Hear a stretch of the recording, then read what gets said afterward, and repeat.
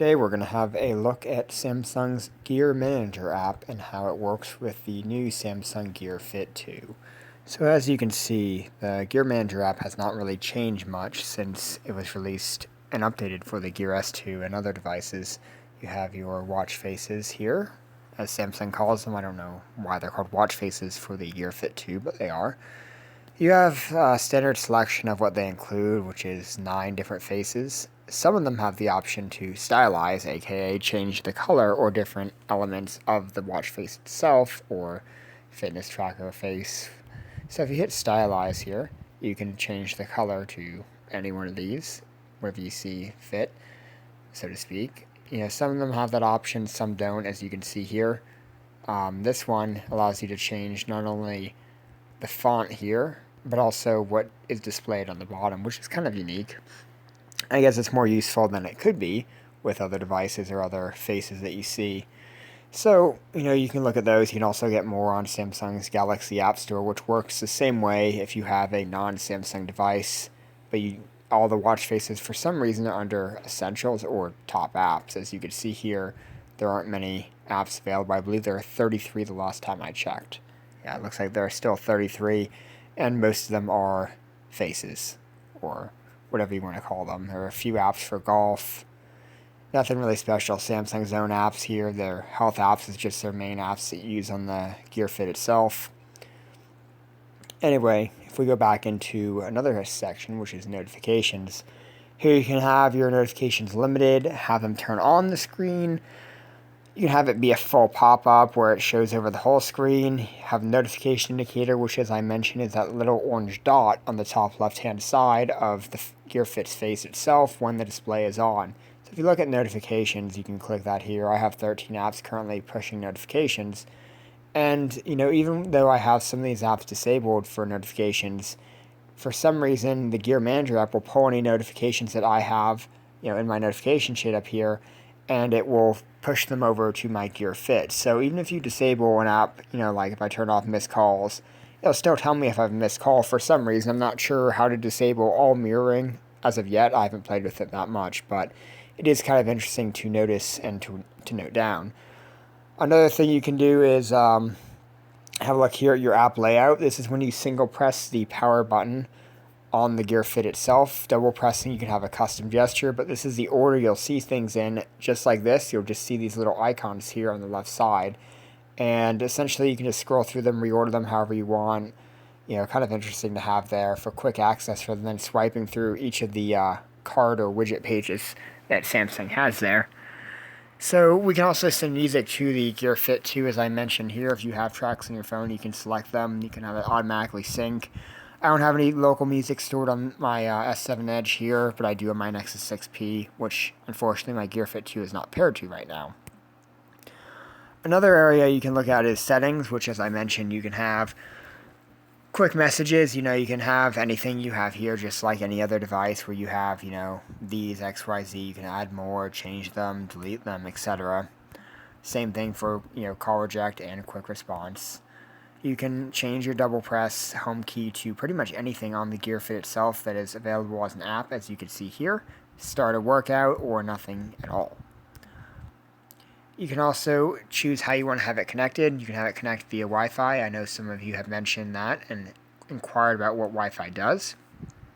You can use it, to connect things via Wi-Fi or via Bluetooth. If your phone disconnects from Bluetooth, you can have it pick up on Wi-Fi. I haven't had it relay notifications over Wi-Fi yet. I'm not sure if it will exactly, but I can try at some point later.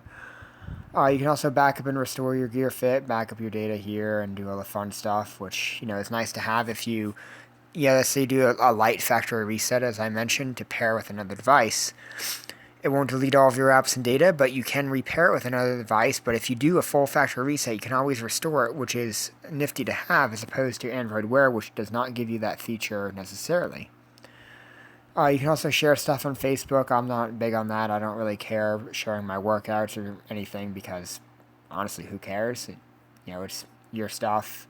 It's just my opinion personally. You can also see your data about your Gear Fit battery percentage. I've almost used it for 24 hours, and that's what I'm at right now. You can read more about my battery life test over on the XDA app I have posted below. You can also check for updates, look at your storage. This is my storage with no music saved on my Gear Fit at all, just as is with the stock factory apps. And you don't have a lot of space free, 2.07 gigs. That's enough for a decent playlist or two when you're going out running if you want to use a set of Bluetooth headphones, but it's not a huge amount considering there is 4 gig normally without the system, of course. Another area you can do is you can install apps from unknown sources if you want to sideload some things or anything like that.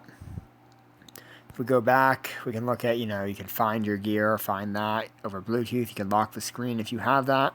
Reactivate here, control remotely, all the fun stuff. So you can do that via your Samsung account, of course. And you can also go to the Samsung Galaxy App Store, as I mentioned before, by clicking on the Gear tab and going into one of these 2 tabs. So now I'm going to segue over into the S Health app, which I haven't used in a long time, to be honest with you.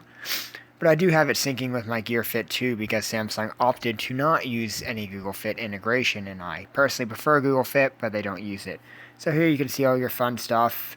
For example, sleep. I didn't get 2 hours and 20 minutes of sleep last night. I actually went to bed around midnight, 1 a.m., got up at 6:30, so I don't know why the Gear Fit didn't track I was sleeping, because I certainly was during that time, but I guess, more time to tell if it's actually accurate. Another thing you can note is look at your step count. I've only had this obviously for a little over a day and a half now, almost 2 days. You can see all your fun stuff, steps. You can have it display just your steps on your phone, your Gear Fit, different totals. Obviously, that's what my Gear Fit recorded itself. But, let's say my phone recorded something different. You can see that. You can see your total steps there. Which one's accurate? It's really hard to tell without having something else to compare it to. So we don't really know what's accurate unless you have something that is accurate as a baseline. You can look at your trends here, daily activities, all the fun stuff, rewards. That's, if you walk XYZ steps a day, you can see that there. If you go to the More tab, you can, select different things to pair it with or set targets there. Down here, you can move these guys around here if you want to. I just have it set up like this because I didn't feel like changing it personally. But you can add different activities. You can add, let's say I had 30 cups of coffee today. You can change that. If it'll affect your heart rate, it doesn't really matter. I just put in 2 just for the hell of it. You can add water, stuff like that. I can sync my Gear Fit by clicking that, and you can see all the fun stuff on there. I did record an activity for 45 minutes today, which I can show you guys on my Gear Fit and how it looks. I also use GPS, which honestly didn't drain as much battery as I thought it would, which is also very interesting to note. We'll have to see if that trend carries over tomorrow when I test it again. So overall, let me go back to the S Health app. I didn't mean to go out of it. You can see here all the fun stuff. As I mentioned, you can pair other accessories here if you have them. Samsung bike sensors, all the fun stuff. I like how S Health has a lot of integration with other devices, which Google Fit does not. But Google Fit is more simplistic and offers, I think, a better view of things than S Health, which is kind of crowded. But that's just a personal preference. I think S Health also has some interesting ways to view information, like their graphs and all the fun stuff you have here. I hope you guys enjoyed this quick overview of the Gear Manager and S Health apps, and let me know if you have any questions in the comment section down below.